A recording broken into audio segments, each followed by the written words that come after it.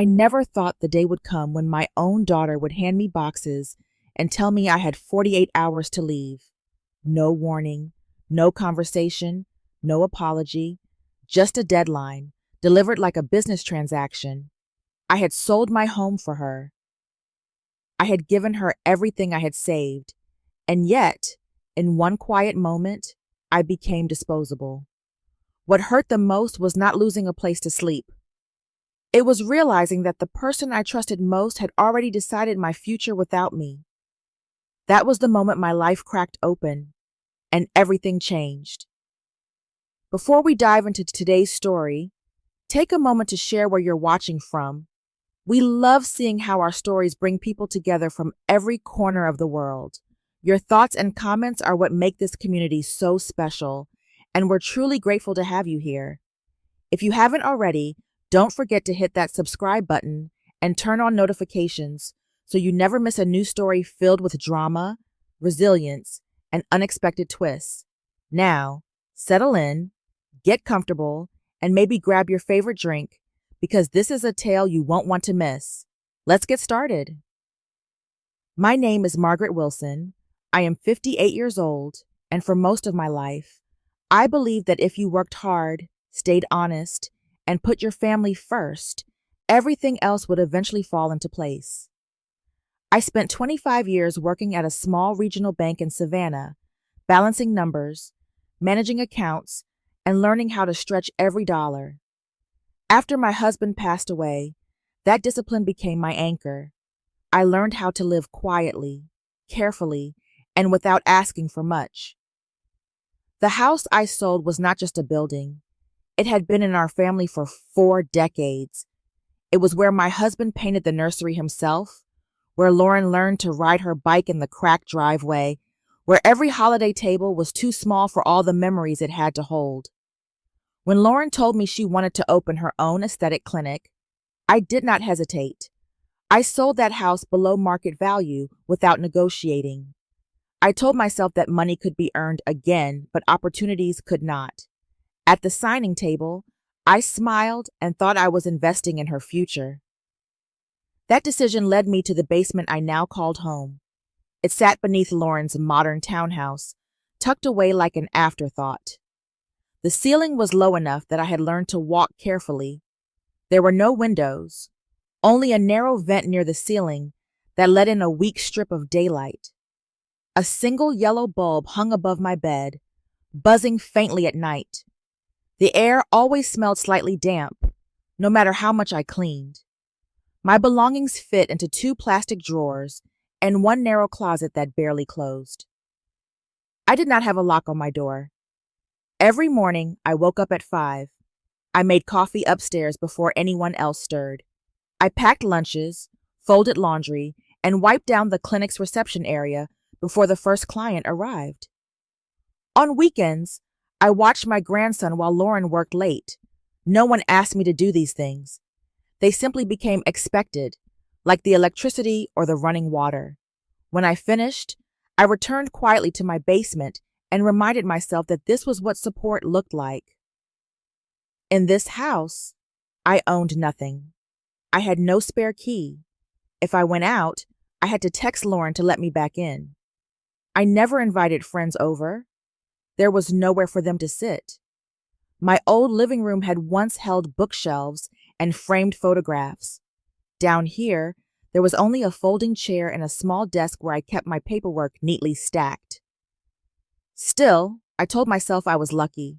I repeated that word in my head whenever loneliness crept in. Lucky to be close to my daughter. Lucky to see my grandchild grow. Lucky not to be alone. I convinced myself that discomfort was a small price to pay for belonging. I learned to swallow complaints before they reached my lips. I learned to smile even when no one was looking. Over time, Lauren spoke to me less. Our conversations became functional. Reminders, instructions, occasional irritation. She rarely asked how I felt. When she did, her eyes were already on her phone. Some evenings, I sat on my narrow bed and listened to laughter from upstairs, wondering when I had stopped being part of it. At night, After the house fell quiet, I lay in the dim light and stared at the ceiling. I traced imaginary lines along the cracks and asked myself questions I was afraid to answer. When had I become invisible? When had this place stopped feeling like home? I never imagined it was only the beginning. If you're still watching and starting to feel the quiet pain behind this story, please comment number 1 below to let me know you're with me. This is only the beginning, and what happens next will change everything. Now, let's move on to chapter 2. I began to notice the change long before I understood what it meant. At first, it was subtle, almost easy to ignore. The house felt quieter, even when the television was on. Doors closed more often. Footsteps upstairs sounded faster, sharper, as if everyone was always in a hurry to get somewhere that did not include me. When I first moved in, Lauren used to sit with me at the kitchen table in the evenings, scrolling through her phone while telling me about her day. Those moments disappeared without warning, like a habit quietly abandoned. Lauren stopped looking at me when she spoke. Her words became short and clipped, stripped of warmth. If I greeted her in the morning, she often responded without lifting her eyes. Small things began to bother her. A cup left in the sink, a folded towel placed on the wrong shelf, the smell of soup simmering too long. None of it had ever mattered before, yet suddenly everything I did seemed to irritate her. The changes reached into my wallet as well. One month, she handed me less money for groceries. No explanation, no apology, just a quiet adjustment in it, as if it were perfectly reasonable. I adapted without complaint. I switched to cheaper brands, skipped fruit some weeks, learned to stretch leftovers into extra meals. I told myself it was temporary. I told myself she was under stress. I told myself many things to avoid admitting the truth. Slowly, pieces of my space began to disappear. A small bookshelf I kept upstairs was moved into the garage. A coat rack I used was relocated without asking. Half of my closet was empty to make room for storage boxes. When I asked about it, Lauren waved her hand and said we needed to be more organized. I nodded, even though it felt like my presence was being erased one item at a time. One afternoon, while carrying laundry past the hallway, I heard her voice through the partially closed door of her office. She was on the phone, speaking quickly, confidently, like she did with clients. I was not trying to listen, but my name caught my attention. She laughed softly and said, "She is old. She can live anywhere. We need flexibility." Then she mentioned selling the house. I froze in the hallway, my hands gripping the basket until my knuckles turned white. My heart pounded so loudly I was sure she could hear it. I waited for her to say more, for something that would soften the words. Nothing came. She continued discussing numbers and timelines as if she were talking about furniture. That evening, I asked her carefully if everything was all right. I chose my words the way I had learned to over the years, gentle and non-threatening. She barely looked up. She said she was busy and changed the subject. The conversation ended before it truly began. After that, I started questioning myself. Maybe I talked too much. Maybe I moved too slowly. Maybe I asked too many questions. I watched other women my age at the grocery store, laughing with friends, planning trips, living full lives. I wondered when I had reduced mine to a basement and a schedule built around someone else's needs. At night, I sat on my bed and listened to the sounds above me. Cabinets closing, laughter drifting briefly down the stairs, a door slamming. Each noise reminded me that I was no longer part of that world. I was beneath it. One evening, as the house settled into silence, I realized something with painful clarity. No one was making space for me anymore. They were making plans without me. Quietly, efficiently, they were preparing for a future that did not include me at all. and I was the only one who had not seen it coming. If you're still watching and sensing that something is about to go terribly wrong, please comment number 2 below to let me know you're with me. The warning signs are clear now, and the storm is getting closer. Now, let's move on to chapter 3. That morning began like so many others. I woke before dawn, moved quietly up the stairs, and started the coffee before the house stirred. The sky outside was still dark, and the kitchen lights reflected softly off the countertops. I remember thinking how peaceful everything looked, how ordinary it felt. Nothing in the air warned me that my life was about to be rearranged in a matter of minutes. Lauren came into the kitchen later than usual. She did not greet me. She went straight to the counter, poured herself coffee, and stared at her phone. Her face looked tight, as if she had been rehearsing something in her head.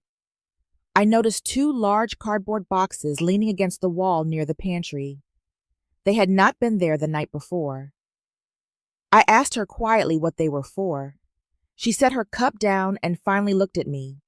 Her expression was flat, almost professional. She said I would need to move out within 48 hours. She explained that she needed the basement space for clinic storage and future renovations. She said it was the most practical solution. Her voice was steady, as if she were delivering routine business news. For a moment, I did not understand the words. They floated in the air without meaning. 48 hours. 2 days. I stood there holding a dish towel, unable to move. My mind searched for something to say, something reasonable or emotional or desperate. Nothing came. I nodded. That was all. I carried the boxes downstairs and placed them beside my bed. When I opened the closet, I realized how little I truly owned. A few dresses from my banking days, sweaters I had worn for years, old photographs tucked into envelopes, a framed picture of my husband that I kept wrapped in cloth. Each item carried a story, and now each story was being reduced to cardboard and tape. I folded my clothes carefully, the way I always had. Habit took over when emotion failed. My hands moved automatically, smoothing fabric, stacking shirts, organizing memories into neat piles. With every folded sleeve, I felt something inside me tighten. My grandson stood at the top of the stairs watching me. His small face was confused. He asked if I was going on a trip. I told him I was just organizing. He accepted that answer easily, the way children do, and went back upstairs. His trust broke my heart more than anything else. No one else came down. Lauren stayed in her office. Her husband did not speak to me. The house continued its routine as if nothing unusual was happening. I packed alone, surrounded by the quiet acknowledgement that I was no longer necessary. That night, I sat on my bed surrounded by half-filled boxes. The basement felt smaller than ever. The walls seemed closer, the ceiling lower. I opened my notebook and wrote down possible places to go. Cheap motels, senior housing listings, short-term rentals. Each option looked uncertain and fragile. I calculated my savings. I reviewed my pension. I tried to build a future out of numbers and hope. Sleep did not come easily. Lying in the dark, I replayed the past 3 years in my mind. Every meal I cooked, every favor I gave, every time I stayed quiet to keep the peace. I realized that none of it had earned me security. None of it had protected me. By morning, something inside me had shifted. I was still afraid, still uncertain, still grieving the loss of a place I had called home. But beneath that fear, a new awareness was growing. I was being pushed out, and I had no one left to rely on but myself. When the sun rose, I gathered my papers and my purse. I would start looking for somewhere to survive, and that search would change everything. If you're still watching and shocked by what just happened, please comment number 3 below to let me know you're with me. Being given 48 hours was only the first blow. What comes next is even more devastating. Now, let's move on to chapter 4. I left the house early that morning with a folder tucked under my arm and a list of addresses folded carefully in my purse. Inside that folder were copies of my bank statements, pension records, identification, and every document I thought might prove that I was still a responsible, reliable person. I told myself that preparation was my shield. If I arrived organized and polite, someone would surely give me a chance. Savannah looked different when I was searching for shelter instead of passing through it. Streets I had driven on for decades suddenly felt unfamiliar. I parked in front of small apartment buildings, aging duplexes, and converted garages that advertised affordable living. Each time I straightened my coat, took a deep breath, and walked inside with cautious hope. The first few landlords were friendly at first. They offered coffee. They complimented my manners. They nodded when I spoke about my steady income and long work history. For a moment, I felt almost normal again. Then they ran my background check. Their expressions changed quietly. One woman folded her hands and said she was sorry but had already found another tenant. A man avoided my eyes and explained that company policy was strict. Another simply stopped returning my calls. The pattern was too consistent to ignore. By the fourth rejection, my confidence had begun to unravel. I sat in my car outside a small complex near River Street, staring at the steering wheel, trying to understand what I was doing wrong. I had never missed a rent payment in my life. I had never declared bankruptcy. I had never borrowed irresponsibly, yet doors were closing in front of me without explanation. Finally, one older property manager hesitated before handing back my application. She leaned closer and spoke softly, as if sharing a secret. She said my credit history raised concerns. She suggested I review it. Her words followed me all the way to the public library, where I logged into a credit monitoring website using the computer in the corner. My hands trembled as the screen loaded. When the report appeared, I felt my breath leave my body. There it was. A luxury vehicle loan, overdue payments, late fees, collections notices. The amount was more than I had earned in some years. My name was printed clearly at the top. I scrolled through the details slowly, hoping it was a mistake. The dates did not match anything in my memory. The dealership location was unfamiliar. The account activity showed months of neglect. Then I saw the digital copy of the contract. My signature was there. Almost. The shape was similar, but the curve of the letters was wrong. The spacing was careless. It looked like someone had studied my handwriting and failed to understand it. I stared at it until my eyes burned. A strange numbness spread through me. I did not cry. I did not panic. I simply sat there, absorbing the reality that someone had used my identity as if it were a tool, as if my name were something disposable. Memories began surfacing. Times when Lauren had asked me to sign papers quickly. Forms she said were for insurance. Documents she said were routine. Moments when I had trusted without reading. I closed my eyes and leaned back in the chair. In the parking lot, I remained in my car for a long time, watching strangers pass by. People with places to go. People with certainty. I felt invisible again, smaller than ever. But beneath the shock, something else began to form. A question. Who had done this to me? And why? I started gathering every document I could find. I was done being confused. I was ready to find the truth. If you're still watching and stunned by the hidden truth behind her name and identity, please comment number 4 below to let me know you're with me. This discovery changes everything and sets the stage for a major confrontation. Now, let's move on to chapter 5. After discovering the fraudulent loan in my name, I stopped sleeping properly. My nights became shallow and restless, filled with unfinished thoughts and unanswered questions. I carried my folder everywhere, as if the stack of documents inside were the only proof that I still existed as a responsible person. Every page felt heavier than paper. It felt like evidence of how easily my life had been rewritten without my consent. For several days, I wandered through Savannah with no real destination. I visited public offices, financial counseling centers, and small legal clinics, only to be told that I needed professional representation. Each conversation ended with polite sympathy and vague suggestions. No one could give me certainty. No one could promise safety.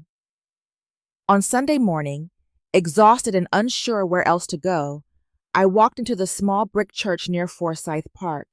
I had not attended regularly in years, but the quiet space felt like the only place where I could breathe. The wooden pews were worn smooth by generations of hands. Sunlight filtered through stained glass, painting soft colors on the floor. I sat in the back and closed my eyes, hoping for clarity. That was where I saw David Carter. He was standing near the aisle, speaking with the pastor. His hair had turned gray, but his posture remained straight, and his presence carried the same calm authority I remembered from years ago. We had met in our 20s at a community fundraiser. He had been studying law then, driven and thoughtful. Over time, life had pulled us in different directions. He noticed me and walked over with quiet surprise. He asked how I was doing. I hesitated, then told him the truth. Not everything at once, but enough for him to understand that something was terribly wrong. I handed him my folder. He sat beside me and reviewed every document carefully.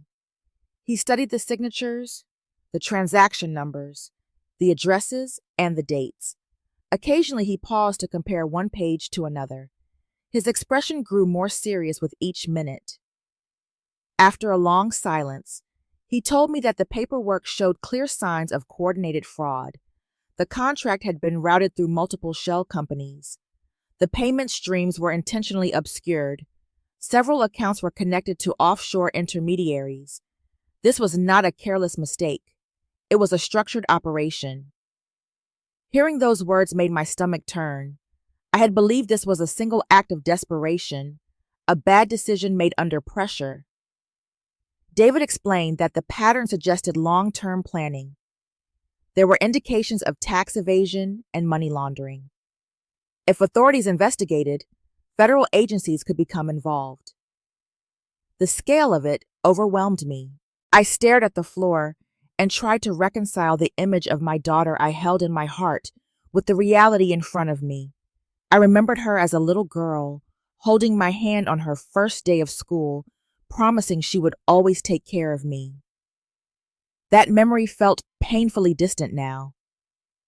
David spoke gently about my options. He said that ignoring the situation could expose me to legal consequences. The debt was in my name. The responsibility was technically mine. Protecting my daughter by staying silent might destroy my future. His words did not feel like advice. They felt like truth. I struggled with guilt. I wondered if I had failed as a mother. I questioned every decision I had made. Trust had been my greatest weakness. In the end, I placed the folder back into his hands. I told him I wanted to understand everything. I told him I was ready to face whatever came next. For the first time since this nightmare began, I was no longer walking alone, and that realization changed everything. Leaving the church that afternoon felt like walking out of a courtroom before a verdict had been announced. The sun was bright, the streets were busy, and yet everything around me seemed distant and muted. David's words echoed in my mind with painful clarity. Fraud, federal investigation, legal responsibility. Each phrase carried a weight that pressed against my chest. I returned to my car and sat there for several minutes without starting the engine. My hands rested on the steering wheel, but they did not feel like they belonged to me. They were the hands that had braided my daughter's hair, signed her permission slips, held her through fevers and heartbreaks. Now those same hands were expected to hand over evidence that could destroy her life. That night, I did not sleep. I lay on my narrow bed in the basement, staring at the ceiling, counting the faint cracks in the paint. My thoughts moved in circles. If I stayed silent, the debt would remain in my name. The penalties would grow. My savings could vanish. My pension could be seized. I could lose everything I had worked for. Yet if I spoke, Lauren would face consequences that no mother ever wants to imagine for her child. Every memory felt like a weapon turned inward. I remembered her first school play, standing on stage in a crooked costume, searching the crowd until she found my face. I remembered staying up late, helping her study for exams, believing education would protect her from hardship. I remembered promising that I would always be there, no matter what. Had that promise trapped me? Over the next few days, David sent me carefully written messages explaining the legal realities. He attached documents that outlined potential liabilities and timelines. I read them slowly, line by line, even when the words blurred. Bankruptcy, criminal exposure, asset forfeiture. These were not abstract threats. They were real possibilities waiting for my hesitation. With each page, something inside me hardened. I began to see the pattern clearly. Lauren had not made one reckless choice. She had built an entire structure on my trust. She had signed my name repeatedly. She had risked my future without asking. The betrayal was not emotional alone. It was systematic.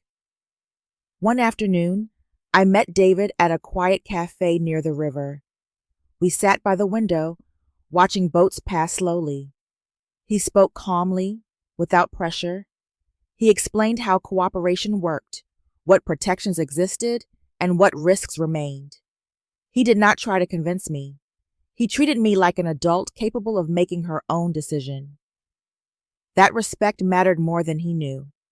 When I returned home, I stood in front of the small mirror in the basement bathroom. The woman looking back at me had tired eyes and gray streaks in her hair, but she also had strength I had forgotten. I realized that I had spent years shrinking myself to keep others comfortable. I had mistaken silence for love. That night, I organized my documents into neat stacks: bank records, contracts, messages, timelines. I labeled folders and wrote notes in the margins. It felt like closing chapters of a book I had never wanted to read. The next morning, I called David. My voice was steady. I told him I was ready. We contacted the appropriate federal office and arranged a formal meeting. I submitted copies of everything I had. I answered questions honestly. I signed statements with a hand that no longer trembled. Fear did not disappear, but it changed. It became determination. For the first time in years, I was choosing myself. And once that choice was made, there was no turning back. If you're still watching and feeling the weight of the decision she just made, please comment number 6 below to let me know you're with me. This choice will trigger consequences no one can escape. Now, let's move on to Chapter 7. After I submitted my documents and signed my statements, life entered a strange period of silence. There were no dramatic confrontations, no sudden headlines, no immediate consequences. Days passed, then weeks, wrapped in uncertainty. Every time my phone rang, my heart tightened. Every unfamiliar number made me brace for news that could reshape everything again. I continued my routine as best I could. I went to work, prepared simple meals, and kept my belongings organized. Outwardly, nothing had changed. Inside, I lived in constant anticipation. I knew the investigation was moving forward, even if I could not see it. David updated me occasionally, careful not to overwhelm me with details. He reminded me that legal processes moved slowly, deliberately, and often painfully. Then, one morning, the stillness broke. David called and told me that federal investigators had officially launched formal proceedings. Financial accounts connected to Lauren were being examined. Subpoenas were issued. Transaction records were pulled. Digital trails were being traced. The words sounded distant, technical, almost unreal. Yet I understood what they meant. The shield that had protected my daughter was gone. Within days, the effects became visible. Lauren's clinic was closed without warning. Notices were posted on the doors. Employees were sent home. Clients were refunded. Her business accounts were frozen, leaving bills unpaid and leases in jeopardy. Suppliers stopped returning her calls. Creditors appeared one by one, demanding explanations she could not provide. The local news picked up the story. Reporters spoke of alleged financial misconduct, tax irregularities, and ongoing investigations. They used careful language, but the message was clear. Her reputation was collapsing in public view. Strangers discussed her mistakes online. Former friends distanced themselves. Invitations disappeared. Support evaporated. Soon after, her marriage fractured. Her husband moved out quietly, taking their son with him. Papers arrived in the mail, formal and impersonal, outlining separation terms. There were no dramatic scenes, no public arguments, just absence, just emptiness, just another pillar removed from her life. That was when the calls began. At first, they were short messages asking me to call back. Then they became longer, more desperate. She apologized. She blamed stress. She promised change. She begged for help. Her voice in the recording sounded thin and unfamiliar, like someone speaking through water. Listened. I did not respond. Each message reopened wounds I was trying to heal. Every plea forced me to relive years of being overlooked and used. Part of me wanted to run to her, to protect her as I always had. That instinct was deeply rooted, built over decades of motherhood. But another part of me had learned. I had learned that rescuing her again would only teach her that my boundaries were temporary, that my pain was negotiable, that my future was expendable. Some evenings, I cried quietly in my room. I mourned not only what she had lost, but what we had lost. The relationship I believed we shared no longer existed. Perhaps it never had. Yet alongside the grief, there was relief. For the first time, I was not cleaning up someone else's mess. I was not sacrificing my stability to preserve an illusion. I was allowing consequences to exist. Slowly, I began thinking about what came next for me. I researched housing options. I reviewed my finances. I explored possibilities I had never allowed myself to consider before. Art classes, travel groups, volunteer programs, new communities. The storm had passed through my life, tearing down everything unstable. What remained was quiet. And in that quiet, I started to rebuild. Time moved differently after the chaos began to settle. Days no longer felt like battles to survive. Weeks passed without urgent phone calls or unexpected letters. For the first time in years, I woke up without immediate fear pressing against my chest. The silence that once terrified me now felt gentle, almost protective. With David's guidance, I began repairing the damage that had been done to my finances. We submitted documentation, challenged fraudulent accounts, and worked with agencies to correct my credit history. It was a slow process, filled with forms and waiting periods, but each small improvement felt like reclaiming a piece of myself. Watching my credit score rise little by little gave me a sense of security I had not felt in a long time. Through legal channels, I regained control over the assets connected to my name. The remaining interests tied to Lauren's clinic were sold and dissolved. I closed accounts that had once been misused and transferred funds into protected trusts. Every signature I placed on those documents felt different from the ones I had signed in blind trust before. Now I read every line. I asked questions. I protected myself. As I reviewed case reports with David, I learned how many people had been exploited in similar ways. Older women, retirees, parents who trusted their children too much. Their stories echoed mine with frightening accuracy. That realization stirred something deep within me. I decided to establish a small fund to support victims of financial abuse, offering legal assistance and temporary relief. It was not charity. It was solidarity. Around that time, David suggested I spend some time near Hilton Head Island. He owned a modest coastal property there, overlooking quiet stretches of water and long walking paths. He said the ocean had a way of reminding people that endings were always followed by beginnings. I accepted. Living near the sea changed me. Each morning, I walked along the shoreline, feeling cool sand beneath my feet. I joined a community art class and learned how to paint landscapes I once only admired from afar. I spent afternoons reading novels on shaded benches and evenings listening to waves roll in. No one expected anything from me. No one measured my worth by what I provided. For the first time, I lived for myself. I learned to enjoy solitude without interpreting it as abandonment. I learned that rest was not laziness. I learned that happiness did not require permission. These lessons were simple, yet revolutionary. My relationship with David deepened naturally.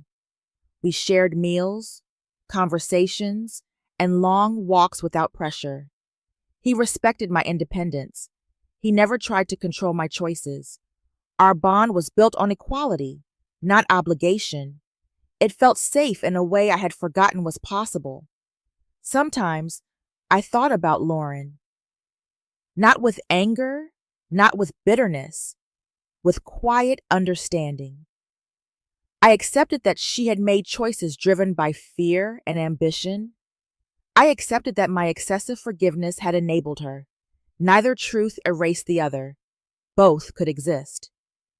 One evening, as I watched the sun dissolve into the water, I realized I no longer felt broken. Scarred, perhaps? Changed, certainly, but whole. My life was no longer defined by loss. It was defined by intention. And as that realization settled into my bones, I knew I was ready for whatever came next. If you're still watching and inspired by her journey of rebuilding and self-respect, please comment number 8 below to let me know you're with me. The final chapter is coming, and it will leave you with a powerful message. Now, let's move on to the ending. By the time autumn arrived at Hilton Head, my life had settled into a quiet rhythm. Mornings began with ocean air drifting through open windows. Afternoons were spent reading, painting, or walking along the shore. Evenings ended with simple dinners and long conversations with David. There was no urgency anymore, no constant tension humming beneath my thoughts. I had learned how to live without waiting for the next disaster. Then, one afternoon, my phone vibrated with a message I had not expected. It was from Lauren. She said she knew where I was staying. She asked if we could meet. Her words were hesitant, carefully chosen, as if she were afraid that honesty might push me further away. She did not demand. She did not accuse. She simply asked for one conversation. I stared at the screen for a long time. Part of me wanted to ignore it. Silence had protected me. Distance had allowed me to heal. But another part of me understood that some endings required witnesses. After a night of reflection, I agreed to meet her near the marina the following afternoon. I prepared quietly. I chose simple clothes. I packed nothing unnecessary. I reminded myself that I was not going to apologize for surviving. I was not going to negotiate my peace. This meeting was not about fixing the past. It was about closing it. David arranged for a driver to take me. When the black limousine pulled up in front of the property, I hesitated for a moment before stepping outside. The vehicle was not a symbol of wealth to me. It was a symbol of independence, of choice. As we approached the marina, I saw Lauren standing near the entrance, her shoulders tense, her hands clasped tightly. She looked smaller than I remembered, more fragile. When she noticed the limousine slowing down, her eyes widened. I could see confusion and disbelief flicker across her face. The door opened.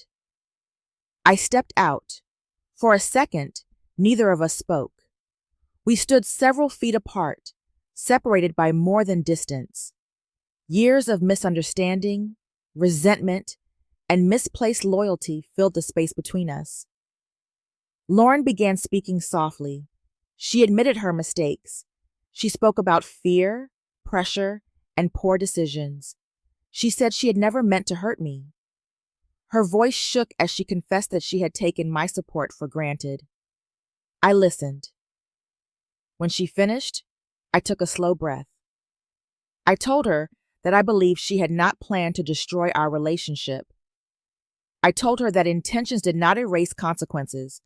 Then I said the words I had rehearsed quietly in my heart. "You did not push me out of a house," I said.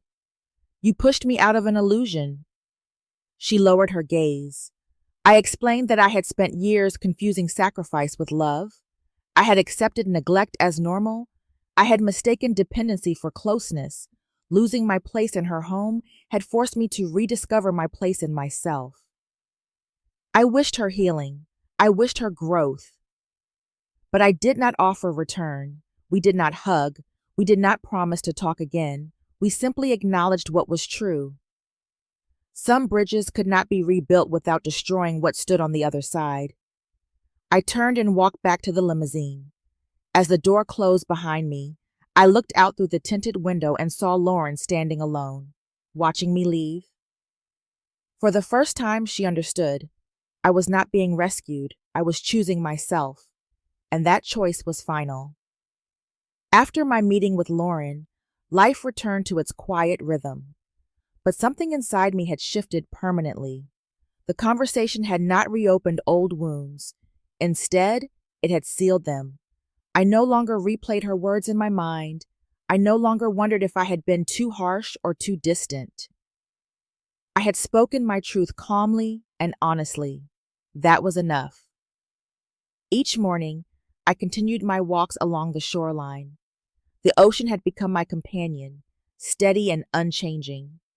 Watching the tides rise and fall reminded me that nothing in life was meant to remain fixed forever. Loss, growth, endings, and beginnings were all part of the same cycle. I had spent years resisting that truth. Now, I embraced it. Sometimes, I thought about the woman I had been before everything collapsed. She was careful. She was loyal. She was generous to a fault. She believed that love meant enduring discomfort and silence. She believed that sacrifice guaranteed belonging. Looking back, I did not judge her. She had done the best she could with what she understood at the time, but I was no longer her. Through the small foundation David and I had helped establish, I met women whose stories echoed mine, mothers whose names had been used without permission, retirees whose savings had vanished into family schemes, widows who had trusted the wrong people. Listening to them, I realized how widespread invisible exploitation was. Offering guidance and legal support became more than a project. It became a purpose. My relationship with David remained gentle and balanced. We shared companionship without obligation. Some days we walked together. Some days we pursued our own interests. There was no pressure to define anything. Respect was the foundation. Freedom was the gift. One afternoon, as we stood watching the waves roll in, David handed me a small brass key. He told me it belonged to the art studio behind his house, a space he had never finished. He said he wanted me to make it mine. I held the key in my palm, surprised by how light it felt. Yet it carried more meaning than anything I had owned in years. It represented trust without control, support without expectation. A week later, I received a letter. Lauren's handwriting was unsteady, as if her hand had hesitated between every word. She wrote about regret, about fear, about finally understanding what she had lost. She apologized without excuses. She did not ask for forgiveness. She only asked that I know she was trying to change.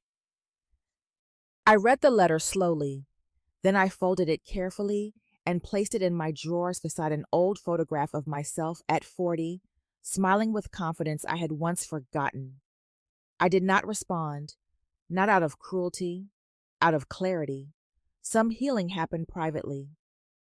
That evening, standing alone in the studio, I looked at the blank canvas before me. Sunlight filtered through wide windows, illuminating untouched brushes and jars of paint. For years, I had lived in rooms chosen by others, shaped by their needs. Now, this space was mine. I whispered softly to myself, I did not lose my life. I left the wrong room. With that truth in my heart, I picked up a brush and began again.